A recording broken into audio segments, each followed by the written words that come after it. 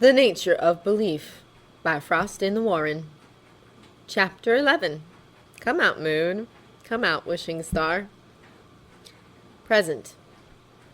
Jack woke up slowly and very sore. His dark lashes fluttered on his cheeks, bleary blue eyes blinking their way to clarity. He became aware of something breathing gently next to his head. Jack groaned as he awoke entirely, turning his head to look left. Baby Tooth slept next to him on the pillow. Her tiny chest rose and fell with her breaths, feathers twitching with her small movements. Jack smiled, relieved and happy. He squirmed and finally realized that he was not in his bed. He sat up, looking around the room curiously. It was big and red, a fire crackling merrily in the fireplace. The furniture was all dark-stained wood and deep green upholstery. He was in a four-poster bed. The cushions were big enough on their own to cradle half of his body. Someone had removed the majority of the covers, however, and Jack had been left covered by a thin white sheet. Jack ran a hand through his hair. How had Baby Tooth somehow... A soft hum made him look back at Baby Tooth, who blinked slowly as she came out of her slumber. Jack smiled softly. "Hey, Baby Tooth," he whispered. Baby Tooth bolted up at the sound of his voice, and seeing him awake, she flew into his chest. He held her for a moment before she darted up to his face. Her twitches were scolding and quick, but her eyes were shiny with relief. Guilt clenched his throat. Jack sighed. "I know I broke my promise." He looked at her earnestly. "I'm sorry, but it was all I could think to do." Her lips quivered before she affirmed them and nodded. "I know," her expression said. But her eyes added, "Please, please, never again." Jack smiled, but pointedly didn't offer reassurance. If the time came that he needed to use it again, he would. He didn't want to make another promise that he might break.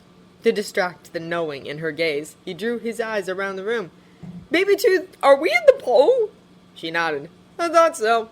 Jack got out of bed and looked around quickly. "Where's my staff?" He felt his pockets. "Where's my angel, my horse?" He panicked for a moment, but then he saw them on the bedside table. Relieved, he retrieved them and stuffed them in his pocket. Baby Tooth must have also gotten them from Jamie somehow. Something niggled that this whole situation was off, but he was tired and wanted to be home in his little nest of blankets and pillows. If that meant accepting things as they were for now, he would. He cast his eyes about for his staff, but didn't see it anywhere nearby. "Where's my staff?" he repeated. Baby Tooth grabbed his hood and tugged an indication to follow. He did. She led him from the bedroom and into a sitting room just down the hall. The guardians sat in armchairs around the fireplace. Jack's staff leaned on the far wall by a large window that overlooked miles and miles of bright snow. Jack breathed slowly, relief flooding through him. At least they were all right. He'd been aware enough to know his super smiley flakes had worked on Pitch's nightmares, but he hadn't been conscious for very long once his magic started coming together. His heart soared when he saw Sandy sleeping soundly in an armchair. Thank goodness.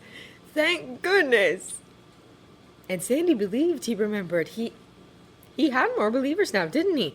3. Baby Tooth, Sandy, and Jamie. How amazing was that? But he'd deal with that later, when he wasn't tired and sore. When he'd had time to cuddle into his blanket bed nest and hug his stuffed tiger and actually sleep comfortably.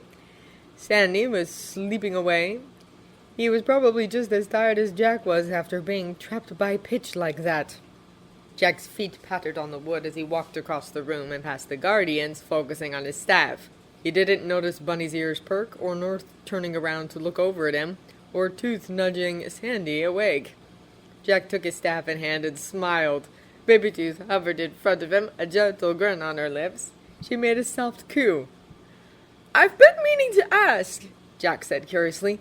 "How did you get me here anyway, Baby Tooth? I was expecting to wake up in that alley."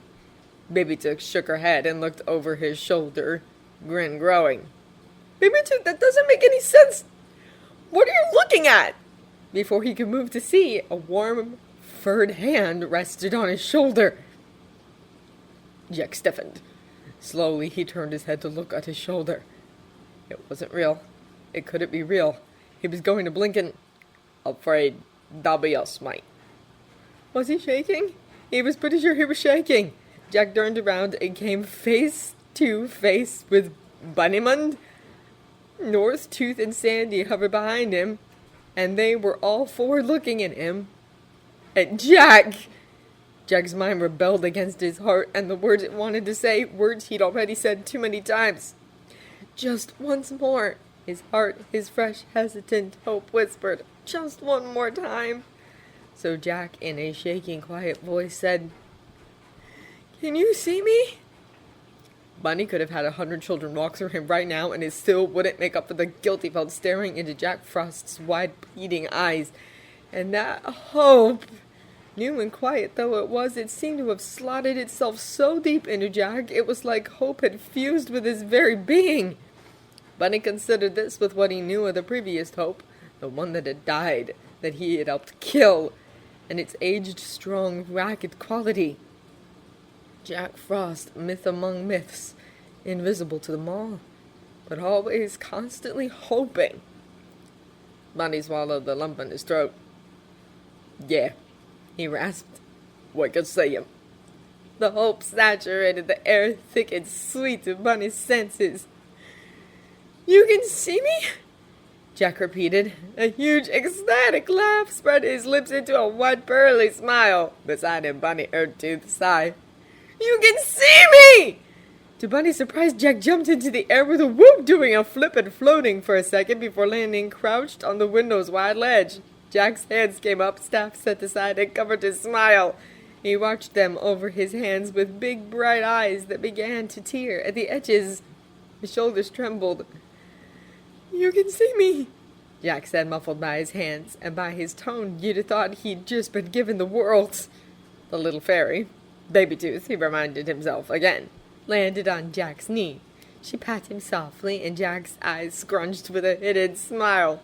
It was almost cute. "Jack Frost," North said. Jack lowered his hands, breathing deeply to call back his tears. He could do that later when he was home and there were people around that could see him.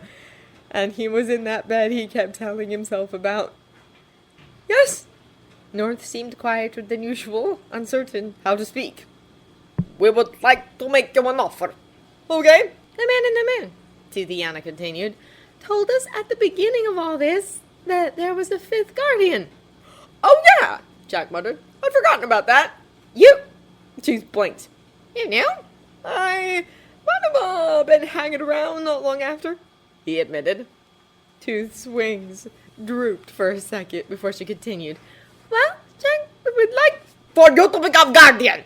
North finished, arms wide. Tooth shot North an exasperated look, but nodded gently at Jack. Sandy gave a double thumbs up. Bunny nodded when Jack glanced at him. Jack bit the inside of his lip, looking at the floor as he thought. On one hand, he wanted nothing more than to work with them and protect the kids like Sophie, like Jamie, but... "I'm sorry," he said, looking up as he resolved his decision. "But I can't. I'm snowballs and fun times and joy, and I'm finally just figuring that out for myself. I'm not a guardian. At least not right now. Besides," Jack smirked playfully, "we barely know each other." There was a moment of silence as the serious undertone of those words sank in, were acknowledged and accepted. They didn't know each other, but there was hope for a yet. North chuckled and nodded. "I understand. If you should ever change your mind." Jack tilted his head to the side, glancing down and back up. "I'll let you know." Jack stood, hopping from the ledge and opening the window in preparation to leave. He suddenly felt overwhelmed. He suspected it would be like this for a while until he got used to people. What a strange thought. He'd never have people to get used to before. It was nice. "I'm gonna go. Gotta make sure the den's clean and hasn't been invaded by stray cats again. Nothing like wildlife gnawing on your furniture to give you a bad day, right?" Oh goodness, he was rambling. "But what did you say to people who could respond?" "Jake." Jack looked at Bunny. Jittery. "Yes?" Bunny smiled at him, and Jack was reminded of his admiring thoughts from the Warren before Easter. He repressed a frosty blush as Bunny said, "Don't be a stranger. Come visit. I'm sure we'd all..." He gestured, "Like to get to know you better." Jack's eyes scanned their nodding heads and smiles, and his jitters abated. He looked at Bunny contemplatively and summoned his courage. "I will." Then he jerked forward and wrapped his arms around Bunny clumsily. His fur really was as soft as he had imagined, and he was so warm in comparison to Jack. "Thank you for believing in me." Bunny's arms hovered in surprise, then came to wrap around Jack, and oh, that was different. "You're welcome." Jack buried his face in the fur on Bunny's shoulder, a few reluctant tears slipping from his eyes. So, this was a hug. Jack decided he really liked it. Future. A boy drew in the frost on the outside of his living room window, right glove clutched in his left, his slim fingers numbed with cold as he carefully wrote. "What are you doing?" The boy yelped and spun to his father, who poked his head out of the front door. "Dad!" Jamie Bennett laughed at his son and came fully from the house. He rubbed his hands over his arms, his red turtleneck sweater scorching as he hunched his shoulders against the cold. Sorry. He tried to look at the window past his son's head. "What are you doing?" he repeated. The boy blushed faintly and shuffled his feet. "Writing a letter." Jamie's smile was slow and pleased. "To Jack Frost?" He nodded, then drew his shoulders back and firmed his face. "He gets letters you write on windows." He stared at Jamie seriously. "He is real, you know." Jamie nodded solemnly. "He does?" "He is." His son looked at him wondrously. "You believe me?" "Of course." Jamie nodded at the front door. "Come on, I think Cupcake's making cocoa, and I've got a story to tell. I think you'll like it." "Mom's making cocoa?" The boy reached up and took Jamie's hand. "What's the story about?" "Jack Frost, of course," Jamie answered, "and the salmon, and the Tooth Fairy, and the Easter Bunny, and Santa Claus." "Sweet! Boys!" The call came faintly from inside the house. "Cocoa!" Jamie opened the front door. "What'd I tell you? Let's go. I think your mom would want to hear the story. She knows it too." "Really?" The door closed behind them. A moment later, Jack Frost hovered in front of the frosted window reading. A small smile tilted his lips. "Oi, Frostbite!" Jack turned to the vaguely grumpy-looking Bunny that stood behind him. An open tunnel at his side showed how he'd gotten there. "Hey, y'all. I was looking all over the warren for you, mate. I thought you said you wanted to paint eggs." Jack laughed, touched and pleased that Bunny would take time away from work so close to Easter just to come get him. Bunny would never know just how much that meant to him. "I do, Esther," Jack replied. "I just had to take care of something first." He gestured to the window. Bunny looked at it, rolling his eyes good-naturedly. "Another one? Uncle Buddies are getting creative with them, aren't they?" Jack's soft eyes and smile lit with joy, and Bunny shifted a little as his heartbeat picked up. "They are," Jack acknowledged. Jack hopped into the air, smile turning mischievous as he began to circle Bunny slowly, holding Bunny's darkening eyes as the puka watched him heatedly. At the right time in his circling, Jack darted forward and ran a finger down Bunny's spine to the base of his tail. "Raise your home, master!" He dived into the tunnel. Bunny looked after him, muscles flexing as his lips pulled into a lascivious grin. "Oh," he said in a husky purr, "you don't want to race a rabbit, mate." He bounced after Jack, tunnel closing. The letter written in frost, having been received, began to fade.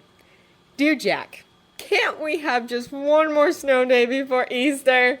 Sincerely, Jamie Bennett." End of The Nature of Belief by Frost in the Warren. If you enjoyed this recording or the content, feel free to leave a comment below, a review with the story from the link in the descriptions, or become a member to support this channel. Thank you for listening.